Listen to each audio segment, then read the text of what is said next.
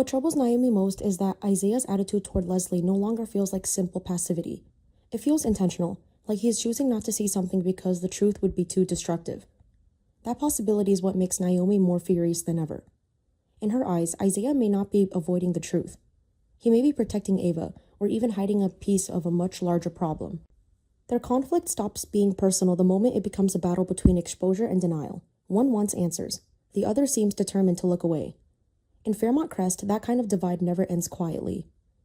At the same time, Jacob finds himself slipping deeper into danger. What started as an undercover mission inside the plasma ring operation is no longer just a professional risk. It is becoming personal, invasive, and psychologically consuming. The deeper he goes, the less clear the exit becomes. Grayson, supposedly a source, now feels more like a trapdoor waiting to give way beneath him. Jacob is reaching the point where the assignment is demanding more than strategy or courage. It is asking for pieces of his identity, his judgment, and possibly even his future. That growing darkness is also widening the emotional distance between Jacob and Naomi. The secrets he carries are creating a silence that neither love nor loyalty can easily survive. He may still believe he is in control, but the terrifying truth is that the organization he is trying to destroy may already be changing him from the inside out. And once that kind of transformation begins, it becomes very hard to tell where the mission ends and the damage begins. Meanwhile, the Dupree family is facing another painful turning point as Anita makes a life-altering decision. By tearing up the Do Not Resuscitate order, Anita is not simply making a medical choice. She's making a declaration. She's refusing to surrender. She's choosing to fight, even with her strength fading and uncertainty surrounding every tomorrow. That decision sends a wave of emotion through the family, bringing hope, fear, relief, and pressure all at once. Vernon, in a rare and unexpected moment, chooses peace over resentment and accepts Bill for the sake of family stability. It is not forgiveness. It is survival. But old wounds do not disappear just because they are temporarily covered, and everyone knows that one more shock could tear everything open again. And with Danny preparing to reveal information that could shift the balance of the entire family, the emotional ground beneath the Duprees is already beginning to crack. By the time all of these storylines collide, no one will be left untouched. Thomas is getting dangerously close to a secret that could ruin him. Naomi is being consumed by anger she can barely contain. Jacob is losing himself inside a mission that may never let him go. And the Dupree family is trying to hold itself together while standing on the edge of another collapse. The scariest part is not what has already come to light, but what is still waiting in the shadows, ready to explode. Spoilers for Beyond the Gates on March 27th tease a day filled with paranoia, emotional pressure, and dangerous discoveries as the walls begin to close in around several key players at Fairmont Crest. A dark sense of unease settles over the community, as if long-buried secrets are no longer willing to stay hidden.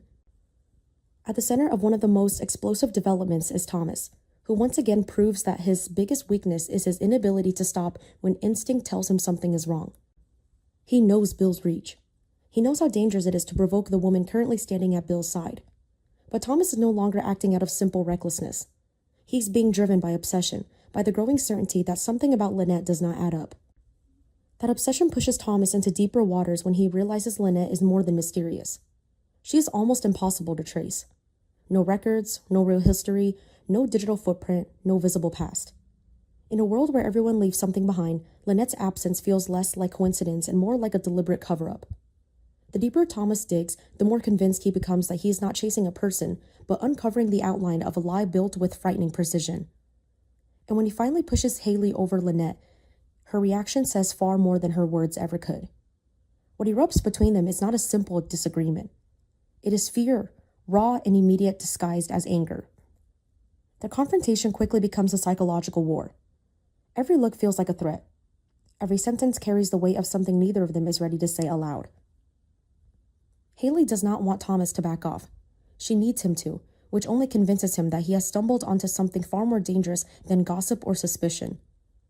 The truly chilling part is the growing feeling that Haley is not the only one keeping watch. There is another presence behind this mystery, another force waiting for Thomas to take one wrong step too many.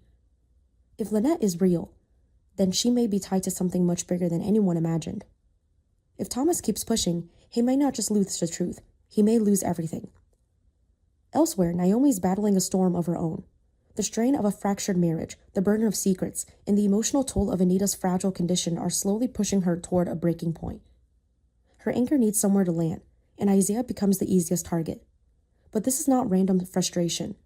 Naomi's rage is fueled by suspicion. She's beginning to sense that Izaiah may know more than he admits, and his silence is becoming impossible to ignore.